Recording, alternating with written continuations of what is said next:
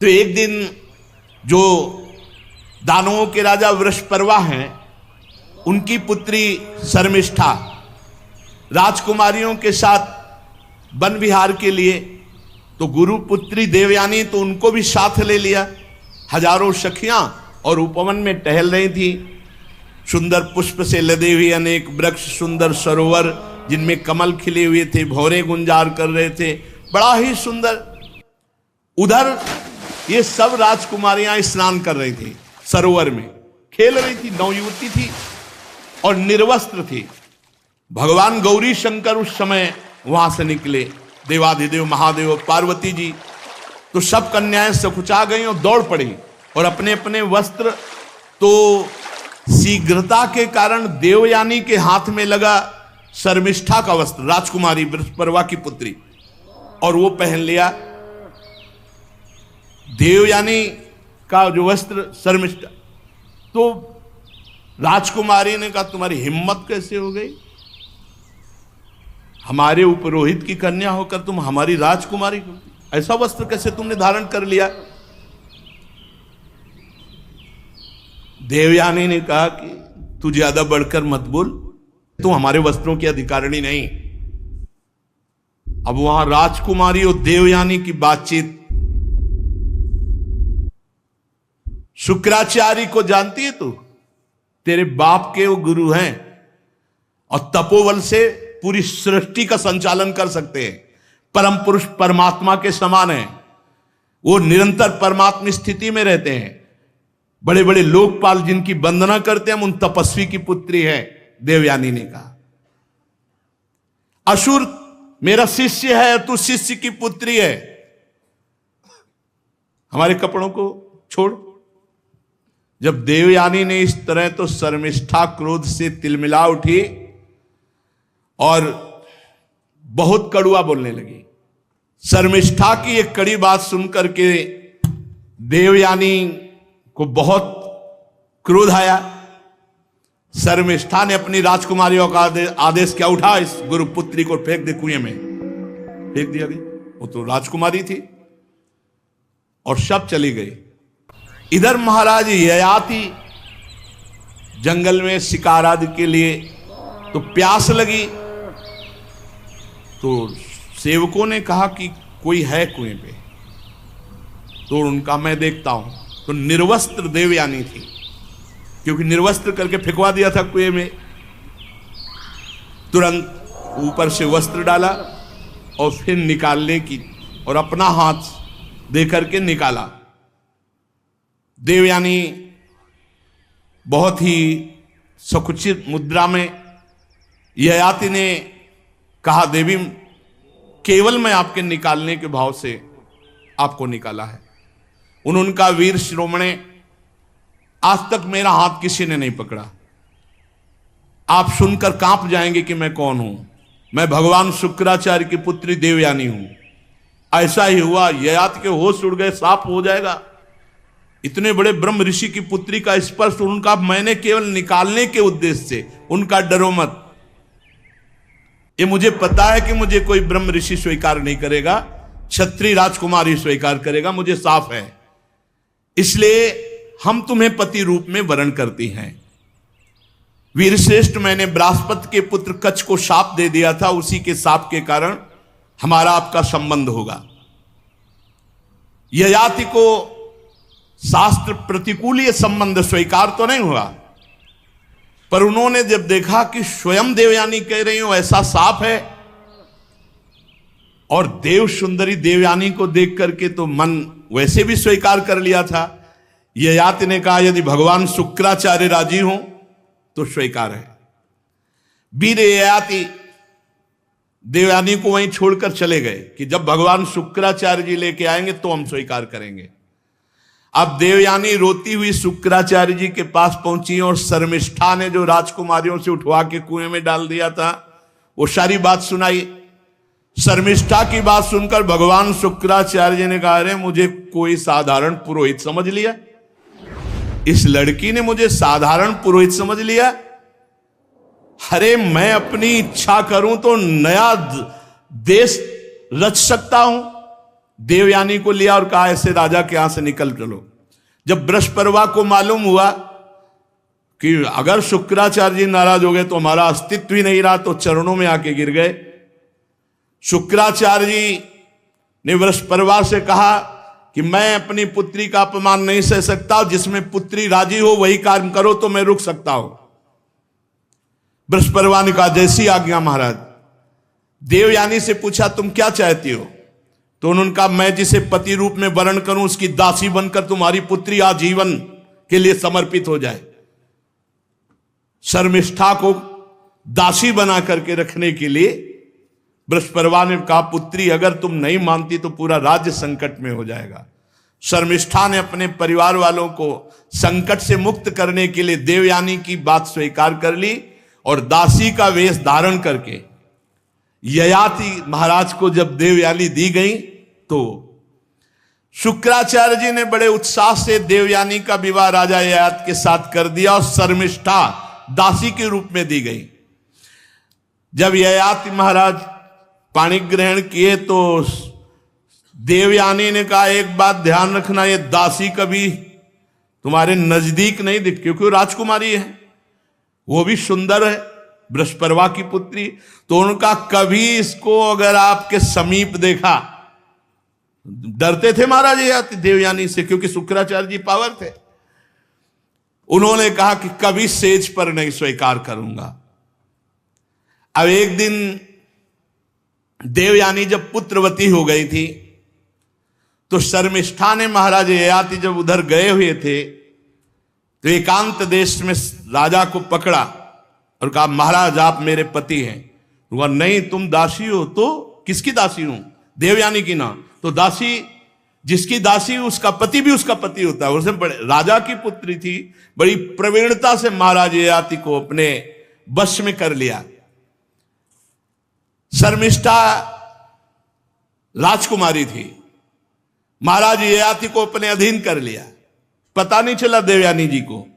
देवयानी जी के दो पुत्र हुए, महाराज यदु परम पवित्र, इन्हीं के वंश से यदुवंशी भगवान श्री कृष्णचंद्र जी इन्हीं के वंश में प्रकट हुए, यदु और तुर्वश। और बृहस्पतिवार की पुत्री शर्मिष्ठा के 3 पुत्र हुए, द्रुहि अनुपुरु। एक दिन देवयानी वन विहार में घूम रही थी तो देखा वन में 3 राजकुमार राज चिन्हों से युक्त। तो उनका चक्रवर्ती सम्राट महाराज ययाति के तो 2 पुत्र हैं और ये राजकुमार जैसे चिन्ह धारण किए हुए पुत्र के नजदीक गए। बोले तुम्हारे पिताश्री कौन है? बोले महाराज चक्रवर्ती सम्राट ययाति। ययाति किसके पुत्र हो तुम? तो कहा मां शर्मिष्ठा के। देवयानी जी तुरंत ययाति के हाजिर हो। ययाति से कहा तुमसे कहा था इसको स्वीकार, हमारे 2 उनके 3। नाराज हो गई देवयानी जी। अब देवयानी जी इतना क्रोधित हो गई कि गुस्सा में भरकर छोड़ दिया और शुक्राचार्य जी के पास पहुंच गई। ययाति जी पीछे पीछे पैर पकड़ना, हाथ जोड़ना, मान जाओ शुक्राचार्य जी के पास मत जाओ। लेकिन उनको अपने जानते थे ससुर जी कुछ न कुछ रच देंगे। अब अनुनय विनय, चरण दबाना, गलती मानना, हाहा खाना, कुछ नहीं सुना। देवयानी ने शुक्राचार्य जी के पास पहुंच गई। शुक्राचार्य जी ने कहा क्या हुआ बेटी? बोले इस स्त्री लंपट ने हमारी आज्ञा नहीं पालन की, इसने दासी के गर्भ से 3 पुत्र उत्पन्न किए, हमारे गर्भ से 2 पुत्र, इसलिए इनको दंड दे दो। बोले तुम ही बता दो। तो भाई इनके शरीर में बुढ़ापा आ जाए और स्त्री सहवास योग्य न रहे। अब तुरंत महाराज ययाति, जो ही शुक्राचार्य जी तो ऐसे जल फेंकने की जरूरत थी, अब वो बूढ़े हो गए, किसी काम के नहीं। ययाति ने कहा आप खुश हो, तुमने अपने पैरों में भी तो कुल्हाड़ी मार ली। अब देवयानी को फिर चेत आया तो ययाति ने देवयानी से जो विनय की वो सुनने लायक है। उन्होंने कहा कि मैं विषय भोग करते करते आज तक तृप्त नहीं हुआ और बिना इसकी अनुभूति के तृप्ति के कोई वैराग्य नहीं धारण करता, इसलिए हम पर कृपा करो। महाराज ययाति देवयानी से। अब देवयानी प्रसन्न हो गई, देखा कि अब तो शुक्राचार्य जी से कहा औषधि दो, कुछ उपाय करो कि बुढ़ापा जाए, जवान हो फिर।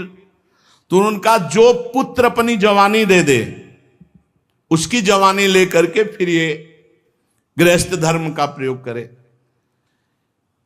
अब वो हल तो मिल गया, तो सबसे बड़े पुत्र देवयानी के से संसर्ग से जो प्रकट हुए थे महाराज यदु से कहा कि आप अपनी जवानी हमें दे दीजिए।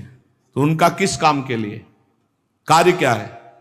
तो उनका मैं अभी भी इस विषय भोगों से तृप्त नहीं हुआ। नहीं, कदापि ऐसा नहीं हो सकता। और मनुष्य जब तक विषय सुख का त्याग नहीं करता, वैराग्य नहीं होता, तब तक उसे तत्व ज्ञान नहीं होता। इसलिए मैं ये स्वीकार नहीं करता। महाराज यदु ने मना कर दिया। तुर्वश, दैहु, अनु जो शर्मिष्ठा के भी पुत्र थे, उनसे भी कहा। उन सब ने कहा नहीं, जैसा हमारे बड़े भाई कहते हैं वैसे हम स्वीकार, हम नहीं जवानी देंगे। पुरु से कहा, पुरु ने कहा पिताश्री आप ही हमारे परम पद हो, बहुत धर्मात्मा पुरुष ही भी। पुत्र का वास्तविक शरीर पिता का ही अधिकार है। ऐसी अवस्था में मांगने की बात कर रहे हो आप? हम आपका उपकार का बदला नहीं चुका सकते। आप हमारे माता पिता हैं, ये शरीर आपका है, ये जवानी आपकी है। मैं आपका बुढ़ापा और इंद्रिय शक्तिहीनता स्वीकार करता हूं, आप हमारी जवानी स्वीकार करें, जैसा चाहें वैसा उपभोग करें। पिता का अगर आज्ञा का पालन न करे तो पुत्र क्या हो, तो पुत्र नहीं है। पुरु ने बड़ा आदर करके पिता का बुढ़ापा स्वीकार किया और इंद्रिय शक्तिहीनता स्वीकार कर ली। महाराज ययाति बहुत अंदर से प्रसन्न हुए कि पुत्र हो तो महाराज पुरु जैसा। 1000 वर्ष अपने पुत्र के यौवन का उपभोग किया। फिर वही तृष्णा वैसे, इसीलिए ये समझने के लिए चरित्र सुनाए जाते हैं। फिर वही तृष्णा वैसे ही, कोई तृप्ति नहीं, फिर वही चाह। महाराज ययाति को भोगों से तृप्ति नहीं, ऊब कर छोड़ना पड़ा। मतलब गजब हो गया इन दुष्ट इंद्रियों का। महाराज जब एक दिन देखा कि मैं इतना नीच हो गया हूं कि अपने पुत्र की जवानी भोग रहा हूं, फिर भी नहीं, अब नहीं।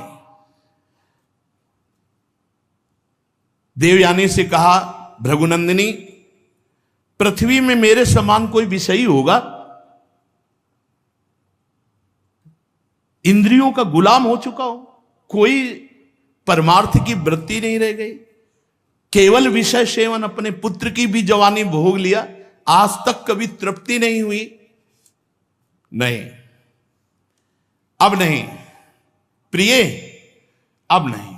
बस यही बात जिसके जीवन में आ गई, अब लो नशानी अब ना नशइयो, जीत गया। जो इंद्रियों को छूट दे देता वो कितना भी बड़ा विद्वान या बलवान हो, नष्ट हो जाता है।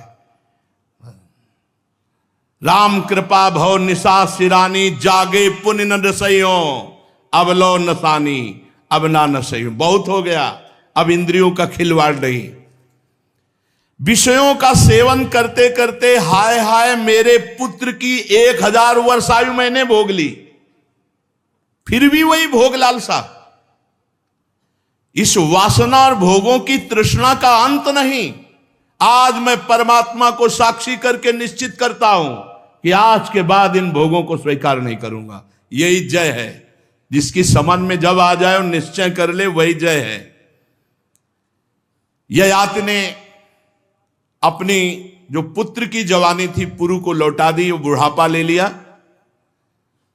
और निश्चिंत होकर भगवान के चिंतन में लग गए।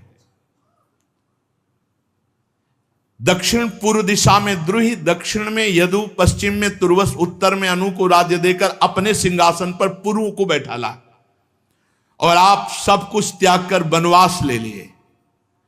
बहुत वर्षों तक घोर तपस्या परायण रह करके आप विचार करो, ये है निश्चय। जब छोड़ दिया तो छोड़ दिया, चल दिया। बहुत कठोर तप करके वन में जाकर समस्त आसक्तियों का त्याग करके, आत्म साक्षात्कार करके, त्रिगुण में लिंग शरीर को भस्म करके परमात्मा वासुदेव की भागवतिक गति को प्राप्त हुए। महाराज ययाति जो बड़े बड़े संत जन प्राप्त करते हैं।